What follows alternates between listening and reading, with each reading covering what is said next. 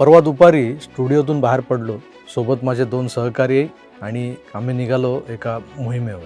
मुद्दाम कोणाला काहीच कल्पना न देता हा प्लॅन ठरला होता. काल आपल्या चॅनलवर एकही व्हिडिओ आला नाही याचा अर्थ तुमच्या लक्षात आला असेलच की मी मुंबई बाहेर होतो. तर वाटेत ट्रॅफिकचा अडथळा जो होता त्या अडथळ्यांना पार करत करत रात्री 12 वाजता आम्ही आमच्या मुक्कामी पोहोचलो, अर्थात नाशिकला पोहोचलो. आता खरात बाबाच्या टेबल टेनिस अकॅडमीपासून ते TCS मधल्या धर्मांतरणाच्या कारनाम्यांमुळे, त्या कॉर्पोरेट जिहादमुळे नाशिक जबरदस्त हिट झालेलं आहे सध्या. पण मी 2022 पासून म्हणजे तब्बल 4 वर्ष लोटली नाशिकशी जोडला गेलो. दर महिन्याला किंवा महिन्यातून एकदा दोनदा माझी नाशिक व्हिजिट असते. अर्थात त्यामागे महत्त्वाचं कारण हे आपला पेठ तालुक्यातला आदिवासी पाडा. पण कालची जी व्हिजिट होती ती वेगळ्या कामासाठी होती.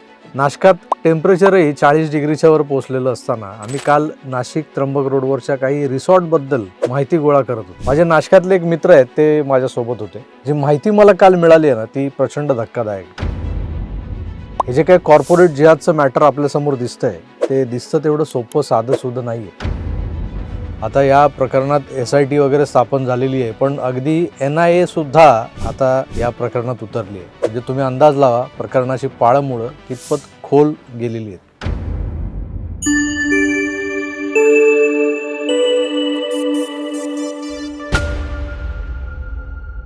मित्रांनो नमस्कार.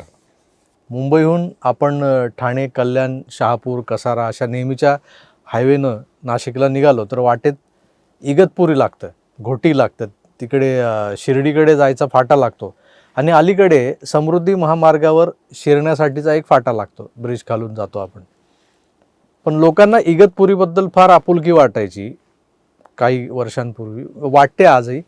कारण इथले रिसॉर्ट्स, पावसाळ्यात इथलं जे प्लेझंट नॅचरल वातावरण जे असतं, इगतपुरी तालुक्यातल्या अनेक छोट्या छोट्या गावांमध्ये खाजगी जमिनी विकत घेऊन अनेकांनी विकेंड होम्स देखील बांधलेत.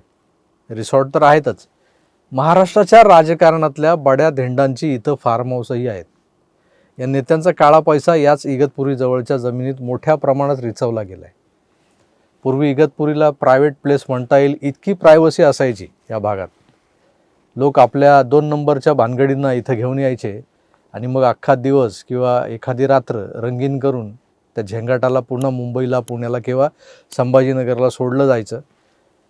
मी 3 शहरांची नावं घेतली आहेत, मुंबई, पुणे, संभाजीनगर. याचा अर्थ या 3 ठिकाणाहूनच फार्म हाऊसवर येणारे लोक संख्येनं जास्त होते, हे तुमच्या लक्षात आलेलं असेलच.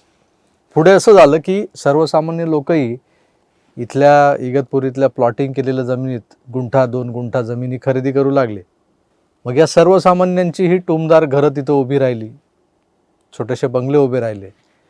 इगतपुरीत त्यानंतर बजबजपुरी वाढली. थोडक्यात म्हणजे जिथे फूड फॉलिंग वाढतं तिथं प्रायव्हसी उरत नाही. राजकारण्यांना आपलं विवाहबाह्य झेंगाट किंवा टाईमपास किंवा स्वखुशीने येणारं जे काय असतं ते इगतपुरीत आणणं कठीण जाऊ लागलं. अनेक पैसेवाल्या उद्योगपतींचे पती उद्योगही इथेच व्हायचे इगतपुरीत, ते देखील आता नजरेत यायला लागले. मग आता या लोकांची किंवा लफडेबाजांची नजर वळली ती नाशिक त्र्यंबक रोड लगतच्या किंवा त्र्यंबकेश्वर तालुक्यातल्या इनर सर्कलमधल्या दुर्गम गावांकडे, म्हणजे या गावांकडे फारसा फुटफॉल नाही आहे. आता तिकडे जागा घेऊन रिसॉर्ट्स बांधले जाऊ लागले. झेंगाटवाले लोक जे आहेत ना ते आपल्या सोंगासकट वन डे हनीमून करायला या दुर्गम जागांवर जाऊन येऊ लागले. त्यामुळे झालं असं की तिथं रस्ते बनले. हो, लोकांचा तेवढाच फायदा झाला. शहरात अनेक हॉटेल्स, ओयो रूम्स अवेलेबल असतात आणि असं असताना फक्त आणि फक्त आपलं हे लफडं जगजाहीर होऊ नये हाच त्याच्या मागचा उद्देश होता की हे लोक एवढ्या दुर्गम ठिकाणी जात होते. पण या त्र्यंबक तालुक्यातल्या दुर्गम रिसॉर्टचा वापर नाशिक TCS मधल्या कॉर्पोरेट जिहादसाठी केला गेला आहे हे जेव्हा कानावर पडलं तेव्हा खरंच कान टावकारले माझे. मित्रो, जर तुम्ही समजत असाल की तुमची मुलं कॉर्पोरेट ऑफिसेसमध्ये मोठ्या पगारावर नोकरी करतायत आणि TCS, विप्रो, कॅपजेमिनी अशा नावांच्या बहुराष्ट्रीय नामवंत कंपन्यांमध्ये ती सुरक्षित आहेत, तर हा तुमचा गैरसमज आहे. अशा कंपन्यांमध्ये काम करणाऱ्या मुलींचे पालक असाल ना तर आत्ताच सावध व्हा, जागे व्हा. कारण या कॉर्पोरेट कंपन्यांमध्ये कामाव्यतिरिक्त बरंच काही चाललेलं असतं जे कदाचित तुमची पोरं तुम्हाला उघडपणे सांगणार नाहीत. नाशकात जसं त्या मुलीनं लिपस्टिक लावणं सोडलं, रोजे ठेवायला लागली, डोक्यावरून हिजाबसारखी ओढणी बांधू लागली आणि स्वतःच्या घरातल्या देवघरातले देव तिला टाचू लागले, तेव्हा पालकांना कळलं की मोठा लोचा झाला आहे. नाशिकच्या TCSमध्ये जे घडलं ते ऐकून तुमच्या पायाखालची जमीन सरकली असेलच. आता याला कॉर्पोरेट जिहादच म्हणायचं, जिथे कामाच्या ठिकाणी महिलांचं शोषण होतं आहे आणि धर्मांतरणाचा उघड खेळ चालवला जातोय. तो कॉर्पोरेट जिहादच होता.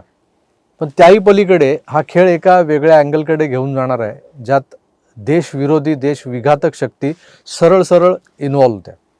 हे जे काय घडलंय ते असंच धार्मिक उन्मादातून किंवा मुस्लिम कट्टरतेतून घडलेलं नाही आहे, तर एक मोठा देशविरोधी बहुराष्ट्रीय प्लान यामागे होता. हे आता हळूहळू उघड होतं आहे आणि त्यावर कुणीच बोलत नाही.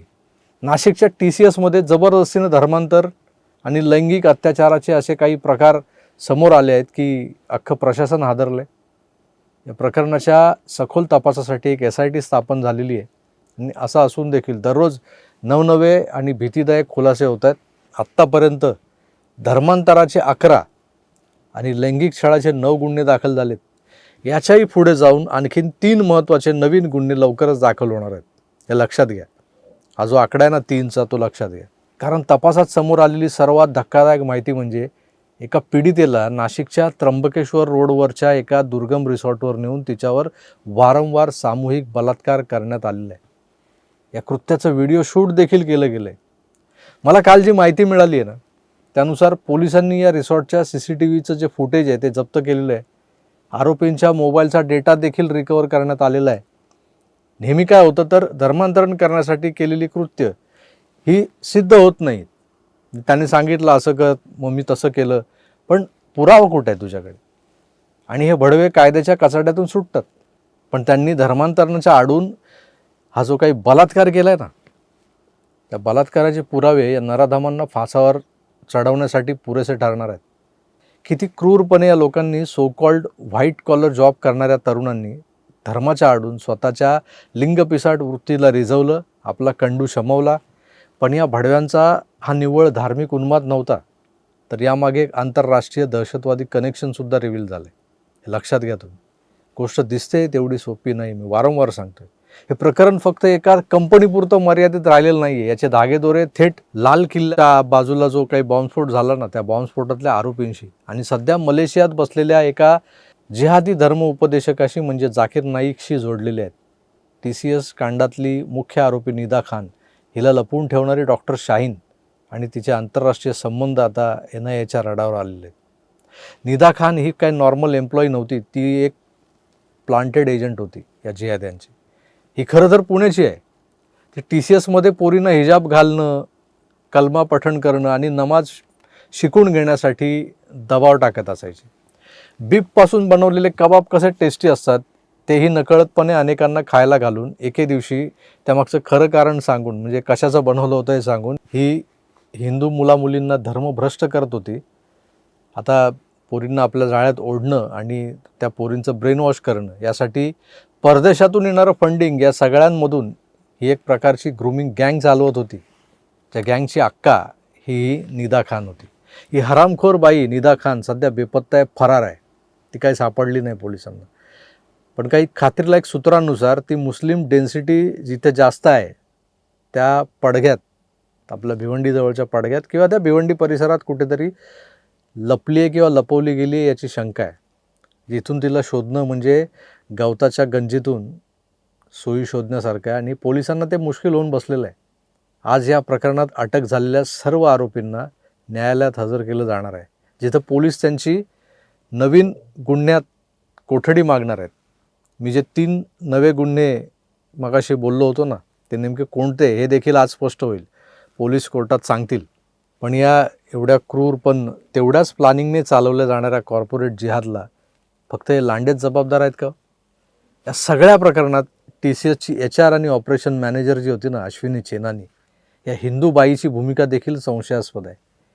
हे लांडे चाळे ऑफिसात सुरू झाले ना, तेव्हा अनेक महिलांनी याबाबत तक्रारी केल्या होत्या. तसे ईमेल्स आता उघड झालेले आहेत, या HRला केलेले ईमेल्स एम्प्लॉईने. पण तरीही या चेनानी नावाच्या बाईनं त्याकडं जाणीवपूर्वक दुर्लक्ष केलं. आज तिला कोर्टात आणलं गेलं होतं. मीडिया तिच्या मागे हात धुवून लागली होती. प्रश्नांचा भडीमार झाला तिच्यावर. पण या प्रश्नांना तिच्याकडे कोणतंही उत्तर नव्हतं. ती तोंड लपवून पोलिसांच्या गाडीत बसून पळून गेली. अश्विनी सेनानी, भले नावाने सोडून द्या, ती हिंदू जरी असली तरी तिला तिच्या या महापापाची शिक्षा मिळायलाच हवी आणि ती मिळणारच आहे. हे प्रकरण दिसतंय तेवढं सोपं नाही. हे पुन्हा पुन्हा मी का सांगतोय तर महाराष्ट्राचा दुर्गम दुर्लक्षित भाग आता जिहाद्यांच्या रडारवर आलेला आहे. ते आता त्या भागांचा वापर आपल्या काळ्या कारनाम्यांचं लॉन्चिंग पॅड म्हणून करायला लागलेत. मी ज्या पडग्या भिवंडीचा विषय मगाशी तुमच्यासमोर मांडला, त्या पडग्यात सिमीचे आतंकवादी रॉकेट लॉन्चरची प्रॅक्टिस करायचे, गोळीबार कसा म्हणजे बंदूक कशी चालवायची हे शिकण्याची प्रॅक्टिस करायचे त्या जंगलामध्ये. कारण हा भाग दुर्गम होता, इथे कोण जात नव्हतं, निर्जन भाग होता. आता काय चाललंय, हा जो महाराष्ट्रातला काही जिल्ह्यांमधला काही तालुक्यांमधला हा जो दुर्गम भाग आहे, तिकडे वेगळ्याच प्रकारचे कारनामे आता व्हायला लागले. इगतपुरी पाठोपाठ आता त्र्यंबकमधल्या रिसॉर्ट्सवर पोलिसांनी नीट नजर ठेवली असती ना तर या प्रकारांना आळा बसला असता.